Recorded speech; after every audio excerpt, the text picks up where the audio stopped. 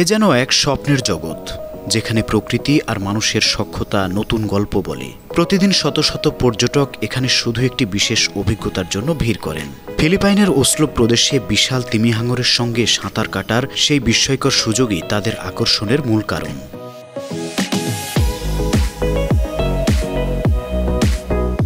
তিমি হাঙর পৃথিবীর সবচেয়ে বড় মাছ।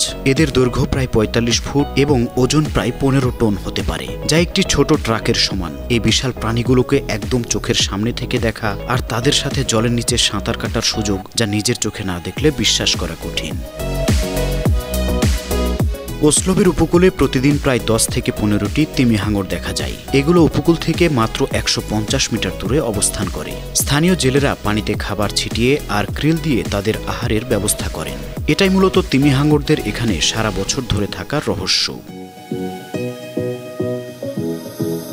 তবে ওসলোবের তিমি হাঙরদের গল্প এখানেই শেষ নয়। স্থানীয়রা এদের ভালোবেসে টুকি নামে ডাকে। এরা শান্ত স্বভাবের, তাই পর্যটকদের জন্য কোনো ঝুঁকির কারণ হয় না। কিন্তু এত ভালোবাসার গল্পের পেছনেও আছে একগুচ্ছ চ্যালেঞ্জ। ওয়ার্ল্ড ওয়াইল্ড লাইফ ফান্ডের তথ্য অনুযায়ী তিমি হাঙর এখন বিপন্ন প্রজাতি। মানুষের অসচেতন কার্যকলাপ তাদের ভবিষ্যৎকে হুমকির মুখে ফেলতে পারে। তিমি হাঙরদের সঙ্গে সখ্যতার ইতিহাসও বেশ পুরনো। ১৯৮০-এর দশক থেকে ওসলোবের জলে এদের দেখা যায়।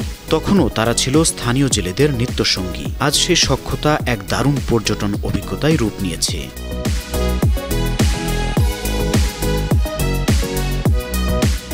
News desk, ৫২ TV.